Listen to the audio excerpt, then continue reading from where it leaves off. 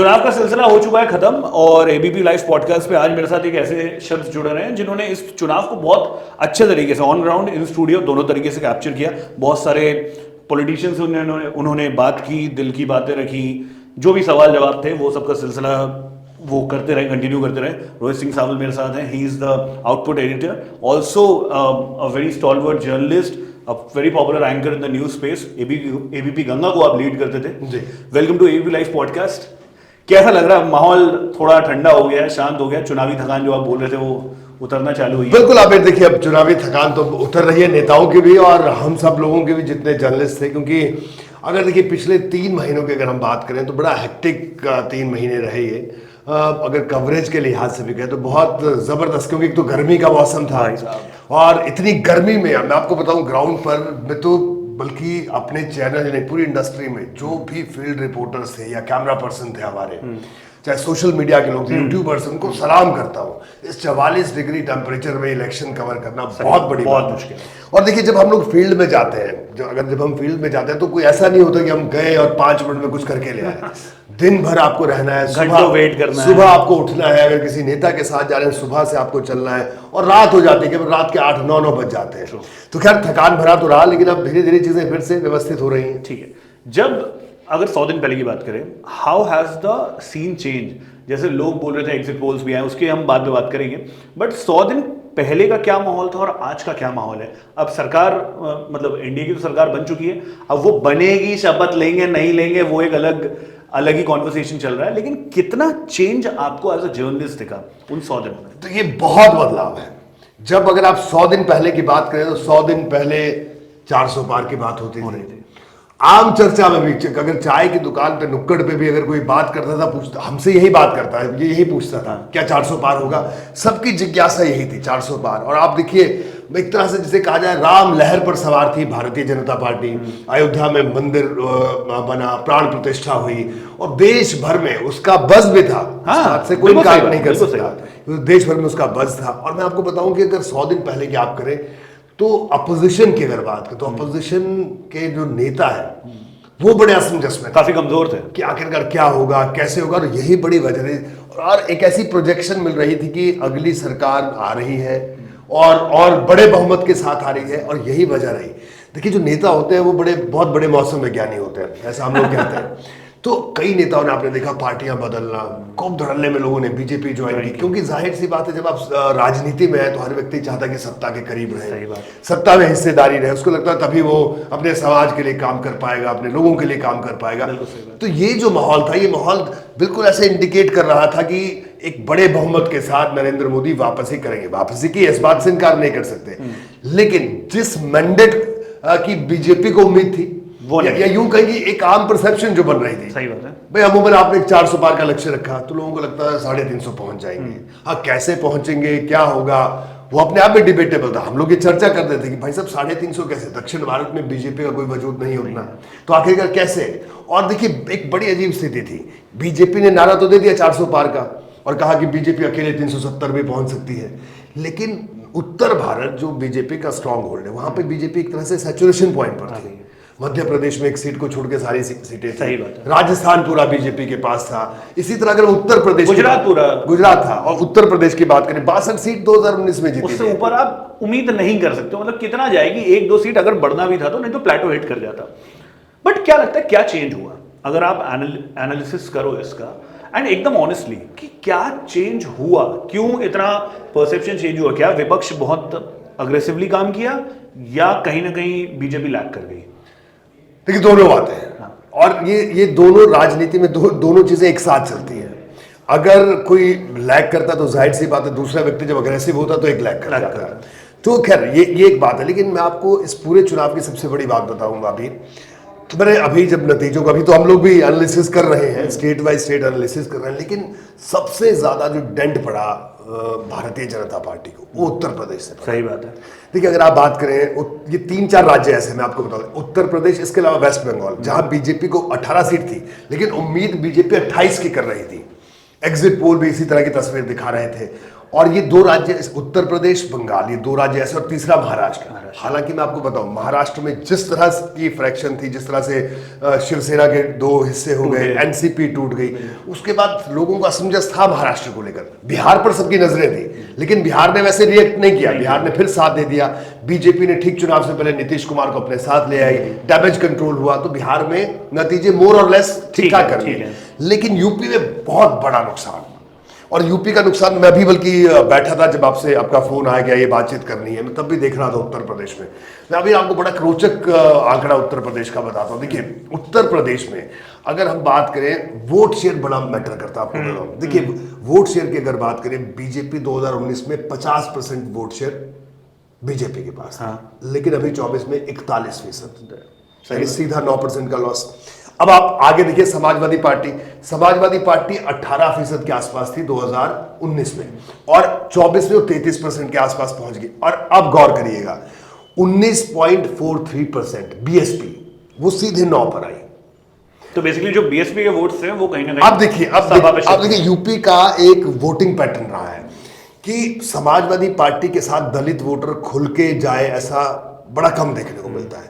लेकिन जैसे ही समाजवादी पार्टी और कांग्रेस का अलायंस हुआ, सब लोगों ने कहा कि कांग्रेस तो उत्तर प्रदेश में खत्म है, थी भी, सही बात है, एक सीट थी। लेकिन जैसे ही अलायंस हुआ, उसके बाद दलित वोटर शिफ्ट हुआ कांग्रेस के साथ, यानी उसको कांग्रेस के जरिए सपा के साथ जाने में कोई दिक्कत महसूस नहीं हुई। अभी शुरुआती तौर पर इस तरह की बातें हम लोग विश्लेषण कर पा रहे हैं कि कांग्रेस के जरिए की वजह से, कांग्रेस के फेस की वजह से सपा में शिफ्ट हुआ।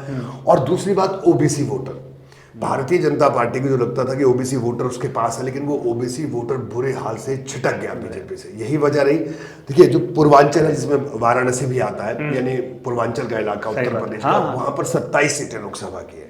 बीजेपी को भारी नुकसान वहां पर होता है। क्यों हुआ? क्योंकि पूरा इलेक्शन कास्ट पर चला गया, जाति पर चला गया। अब देखिए, अब जो 3 महीने पहले तक इस देश में एक माहौल था, बीजेपी ने बनाया राष्ट्रवाद, राम, राष्ट्रवाद और राशन। सही बात है, RRR में हुआ, राम, राष्ट्रवाद और राशन। ठीक है, राम मंदिर बन गया, सब लोगों ने कहा ठीक है, हमारी आस्था है, सब कुछ बन गया। राशन लोगों को मिल रहा था, बीजेपी बार बार याद दिलाती रही कि हम 5 किलो अनाज देते हैं, 80 करोड़ लोगों को देते हैं, 83 करोड़ लोगों को मुफ्त अनाज देते हैं। और ये और राष्ट्रवाद तो बीजेपी की मतलब पार्टी की आइडियोलॉजी का हिस्सा है, वो डीएनए है। लोगों ने कहा ठीक है साहब, ये अच्छा है, सब बढ़िया है। लेकिन मैं आपको बताऊं, मैं जब फील्ड में भी उत्तर प्रदेश में गया, खासतौर पर जब मैं पूर्वांचल में गया, तो ये महसूस हो रहा था वहां पे कि पूरा इलेक्शन कास्ट पर गया। और अब आती है देखिए बारी, ये तो हो गया, अब माहौल चेंज हो रहा है धीरे धीरे। अब जब पार्टी टिकट बांटती है, यूपी में जो समाजवादी पार्टी ने टिकट डिस्ट्रीब्यूशन किया, बहुत वाइस, मैं आपको बता, मैं भी यही देख रहा था कि only 5 Yadav, rest everybody is non Yadav. और जो भी यादव भी जो सपा के थे, सिर्फ फैमिली, परिवार, तो वो एक परिवार की लेगेसी, मुलायम का नाम, वो सब चीजें रहती है। और आप सोचिए 2 जनरल सीटों पर, ऐसा बड़ा कम देखने को मिलता है कि जनरल सीटों में भी आप किसी नॉन जनरल को 2 दलित प्रत्याशी उतार दिए।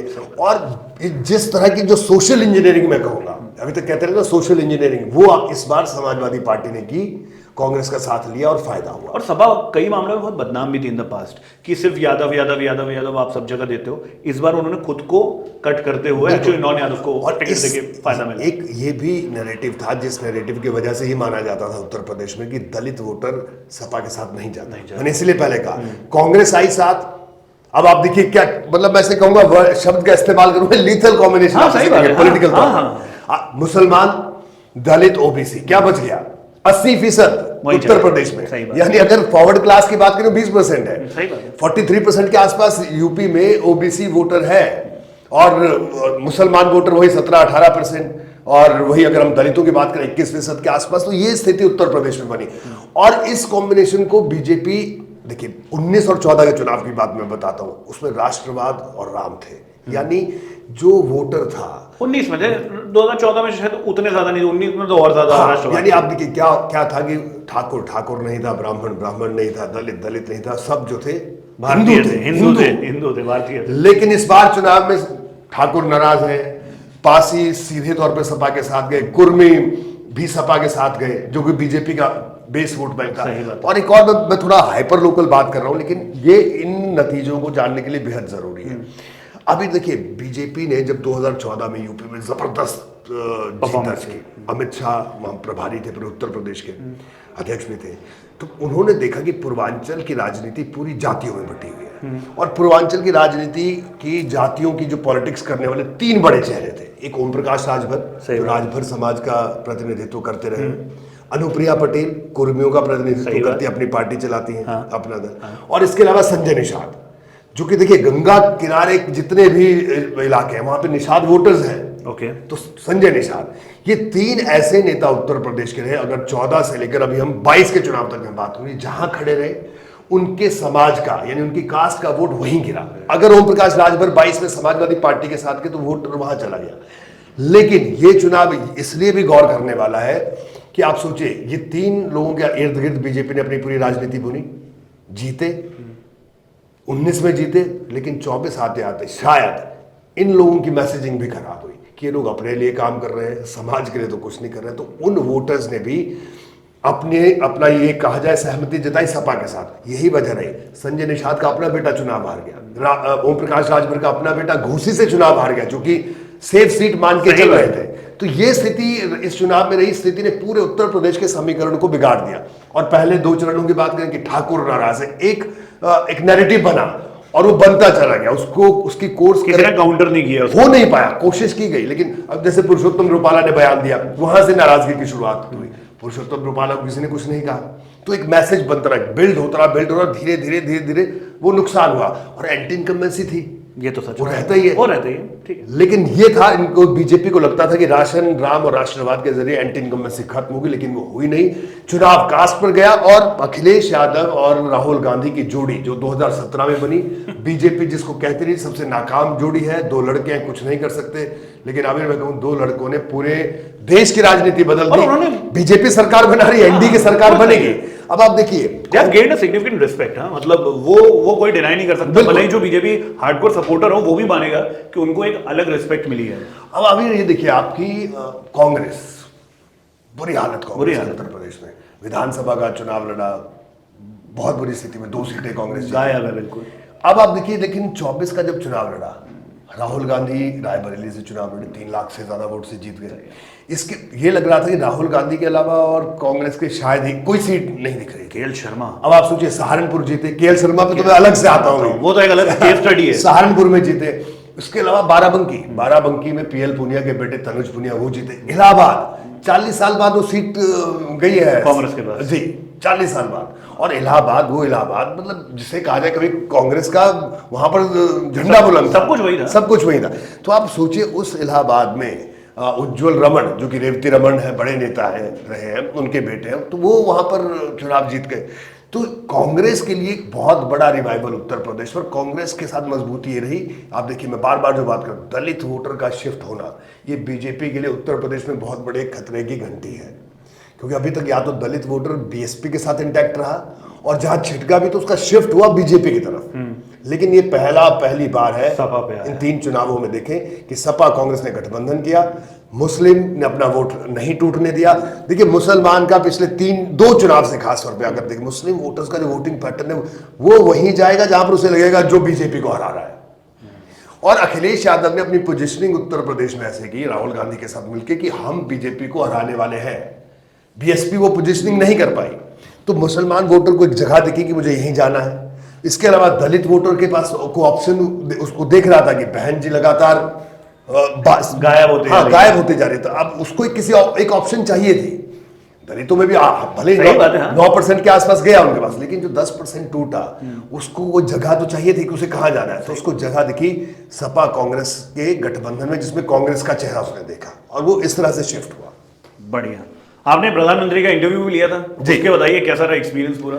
देखिए, मैं आपको बताऊं, प्रधानमंत्री का बहुत, देखिए जब भी हम किसी का इंटरव्यू लेते हैं तो अमूमन यही होता है कि इंटरव्यू लेने और इंटरव्यू जब खत्म होता है उसके बाद, शुरुआत में आपकी किसी से बातचीत होती है, तो वो एक इंटरेक्शन। मैंने कहा, देखिए व्यक्तित्व के तौर पर बहुत सहज और अच्छा लगा। हमने सारे सवाल पूछे, बड़ी सहजता से सवाल पूछे।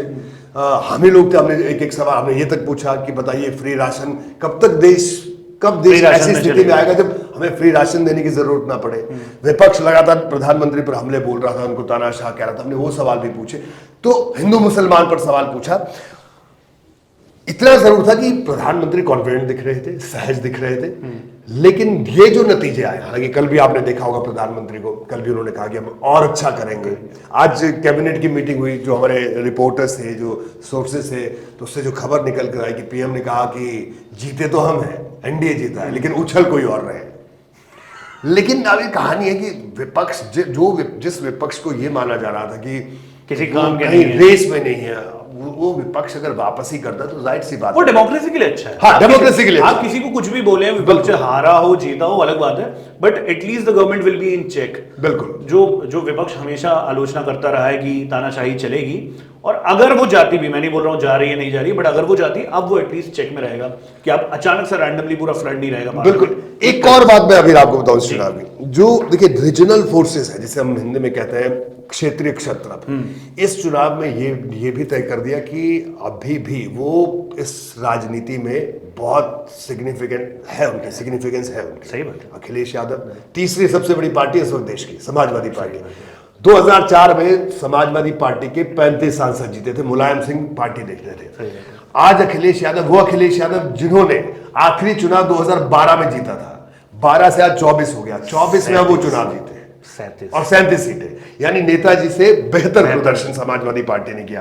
तो ये तमाम बातें, अब आप देखिए वेस्ट बंगाल की बात, ऐसी चीज में आई गेस कोई परिवारवाद निकालेगा भी नहीं, बिल्कुल नहीं। नहीं। इस बार मैं आपको बताऊंगी, सपा के सोशल इंजीनियरिंग जबरदस्त रही, इस बात से कोई इनकार नहीं कर सकता। और बीजेपी को क्या लगा कि संजय निषाद है उनके पास, राजभर है उनके पास, या अनुप्रिया पटेल है, तो सारे ओबीसी उनके पास आ जाएंगे। लेकिन अखिलेश यादव ने ऐसे चेहरों की बजाय आम पासी को टिकट दिया, राजभर को टिकट दिया, किसी निषाद को टिकट दिया, उन चेहरों को खड़ा किया।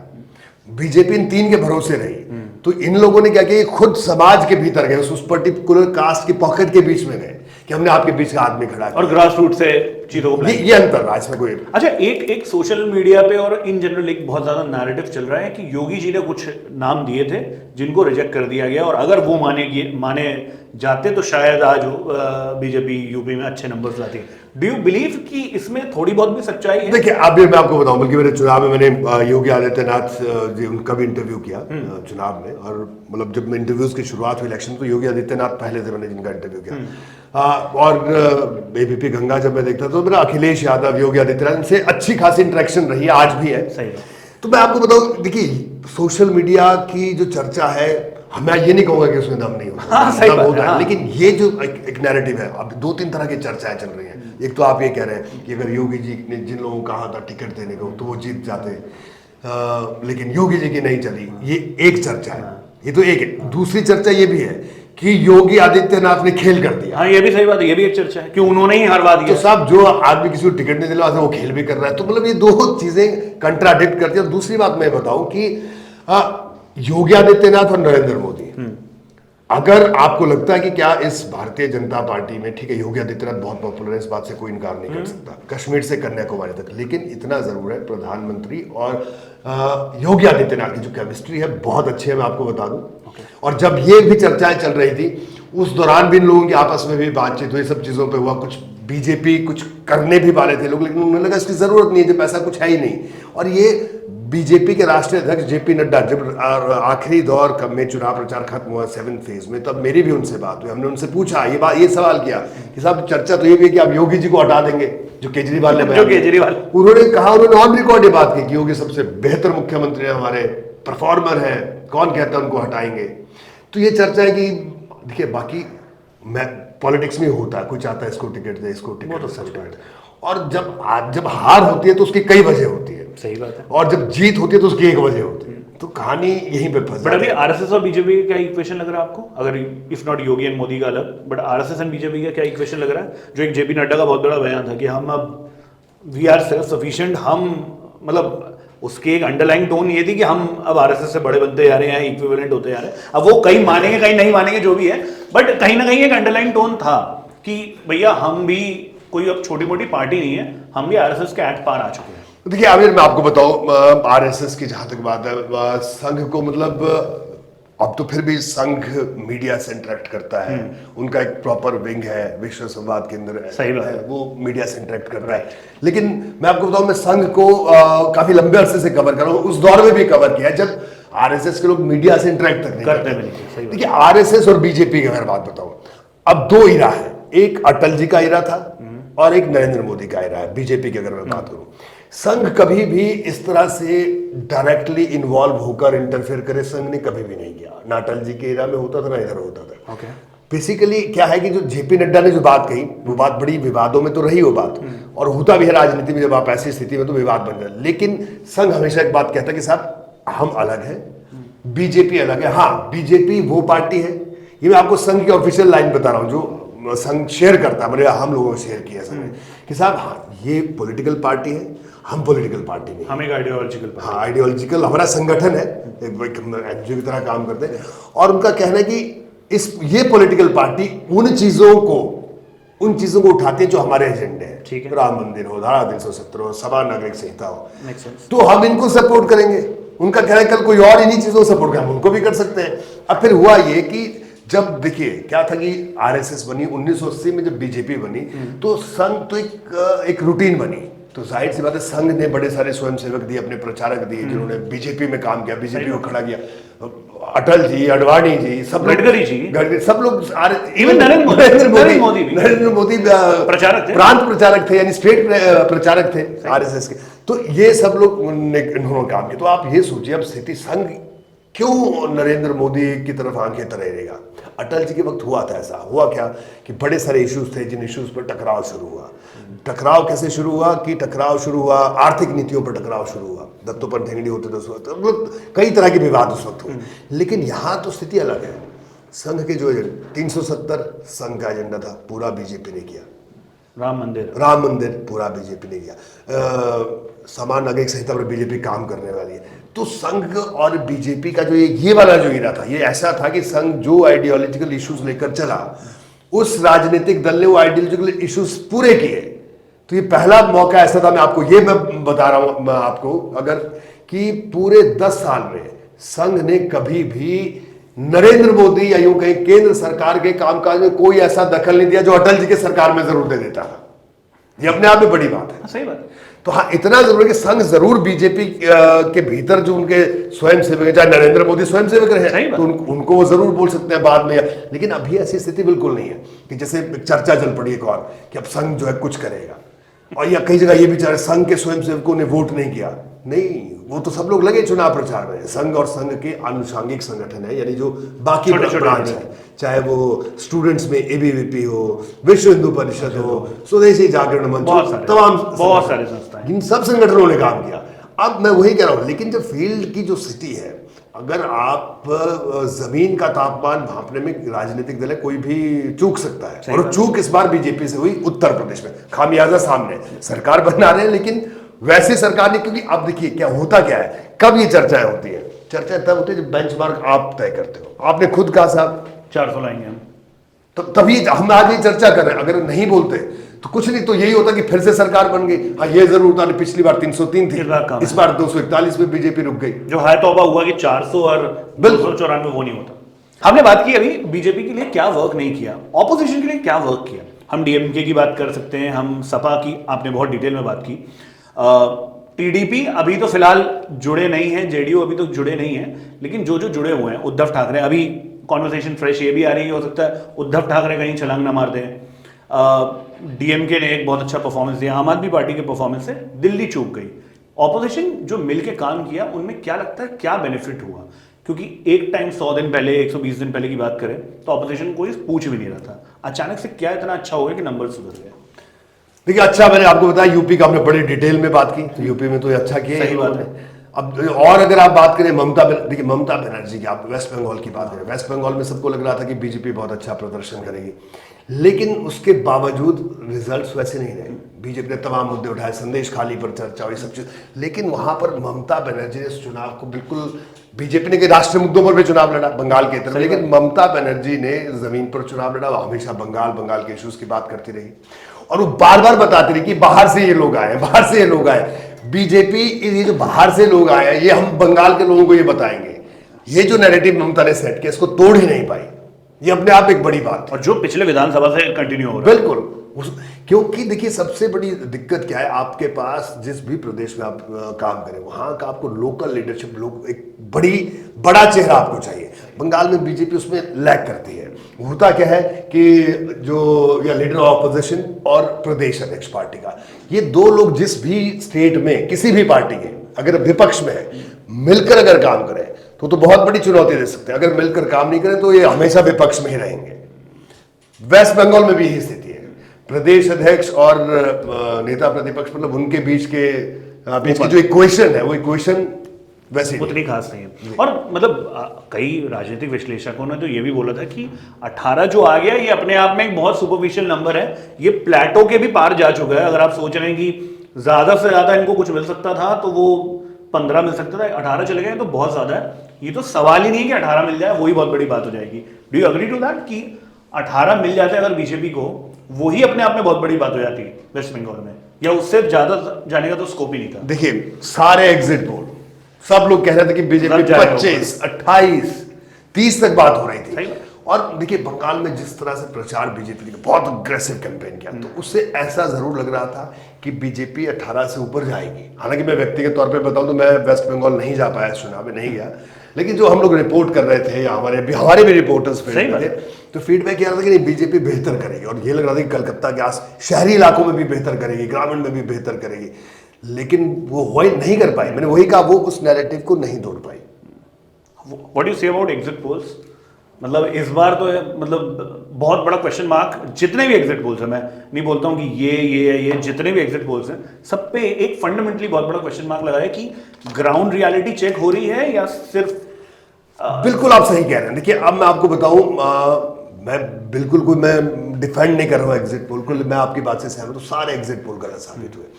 अमूमन हर बार क्या होता था कि हम लोग आपस में भी कंपटीशन रहता मीडिया हाउसेस का। देखिए अंदर बैठ के लोग सोचते हैं कितनी सीटें, हम लोग बेसिकली जो एग्जिट पोल करते हैं, हर मीडिया हाउस किसी एजेंसी के साथ करता है, और उस एजेंसी को बाकायदा पेमेंट दी जाती है, वो मीडिया हाउस पे करता है, वो कोई भी मीडिया हाउस। तो अब उस एजेंसी जब होता ये था कि आसपास पहुंचते थे, या 2 एग्जिट पोल गलत हो गए, एक ठीक हो गया। लेकिन इस बार क्या वो सारे एग्जिट पोल, यानी हर एग्जिट पोल 350, 383, 400 पार भी हो गया, लेकिन सारे गलत हुए। अब देखिए एग्जिट पोल ठीक होना, गलत होना, उसकी मेथोडोलॉजी, अब वो वोट शेयर पर बात करते हैं, वोट शेयर सीट शेयर में कैसे कन्वर्ट हुआ, ये तमाम चीज़ें हैं। लेकिन मैं इस बात को बिल्कुल मानता हूं कि एग्जिट पोल बिल्कुल गलत साबित हुआ। और मैं ये कहूं कि हर बार हम लोग जब बैठते हैं डिबेट्स में, तो जो भी हार रहा होता है वो सवाल उठाता है, या जो अरे आप लोग झूठ दिखाते हो, ये करते हो। सर सिंपल कहानी है उसमें, हमने तो किया नहीं है। हमने किसी को कहा यार आप हमारे लिए ये सर्वे कर दीजिए, आप वो सर्वे करके लेके आए, ठीक है, हमने वो सर्वे दिखाया। अब आप इससे सहमत हो असहमत हो, दोनों चीजें हो सकती है। हमने ये दिखाया ये हो सकता है, हमने ये तो नहीं कहा ये होगा, या ऐसा भी नहीं है, ये बात मैं कह रहा हूं, या ऐसा भी नहीं है कि एग्जिट पोल कब हुआ, जब वोटिंग खत्म हो गई पूरे देश भर में, उसके बाद दिखाया। तो उसका मतलब ये तो नहीं कि हमारा एग्जिट पोल दिखाने से चुनाव नतीजे बदल जाएंगे। भाई फिर अगर बदलने होते तो फिर तो एनडीए आगे बढ़ जाता।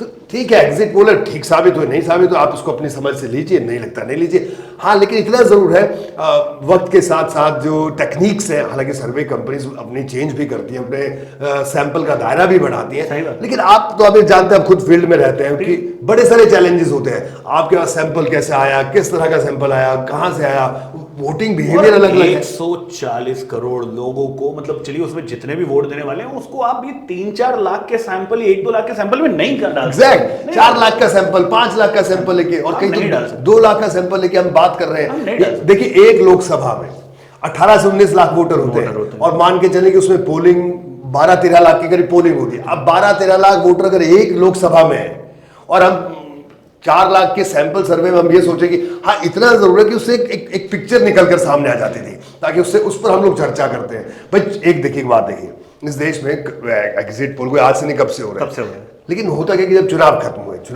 बाद फिर ये चर्चा चौक चौराहों पर होते हैं। अभी अब क्या होना, लग रहा है बीजेपी जीतेगी, लग रहा है कांग्रेस जीतेगी, लग रहा है सपा जीतेगी।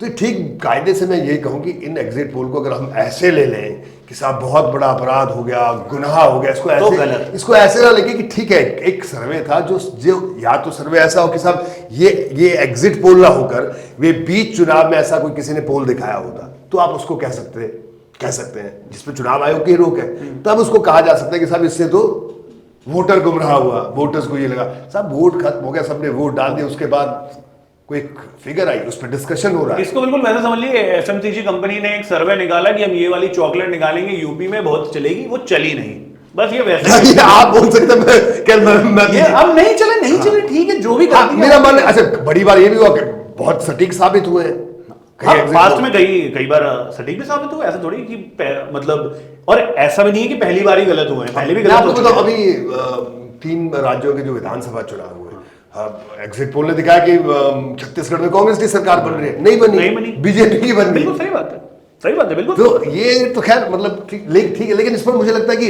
अब इतनी लानत वाली ये स्थिति नहीं आनी चाहिए, बिल्कुल नहीं आनी चाहिए। और एक सिंपल सा सर्वे, उसको सर्वे ऐसा ट्रीट करे और खत्म करे। जब अगली बार होगा तब की तब देखेंगे, जब विधानसभा में होगा तब की तब देखेंगे, तब अपने दिमाग लगाएंगे। लास्ट सवाल ये है कि अपना बताइए कैसा चल रहा है सब, जिंदगी क्या करेंगे नया? अब इतने साल पत्रकारिता में रहने के बाद एक प्राइड का फील होता है, बिकॉज एक बहुत रिस्पेक्टेबल प्रोफेशन है, आप जाके जनता के बीच जुड़ते हैं, पॉलिटिशियन से बात करते हैं। हाउ इज दैट फीलिंग, और क्या न्यूज में इनोवेशन करने का सोच रहे हैं इन जनरल? देखिए मैं आपको बताऊं कि खबर एक ऐसी चीज है ना, वो कभी खत्म नहीं होती। सही बात है। अभी चुनाव हुए, सरकार मैंडेट आ गया, अब कैसे सरकार बनेगी, फिर जब शपथ ग्रहण होगा, फिर मंत्रिमंडल बनेगा, कौन मंत्री बनेगा, फिर वो मंत्री कैसा काम कर रहे हैं, सरकार में क्या हो रहा है, और फिर एंडलेस लूप है। लेकिन इतना जरूर है, देखिए हम जिस पेशे में, उस पेशे में जैसे कहते हैं नवाचार, नया कुछ करने की गुंजाइश बहुत ज्यादा है। और देखिए अभी भी इस देश में खबरों को लेकर भूख बहुत ज्यादा है, अभी मैं कहूँ।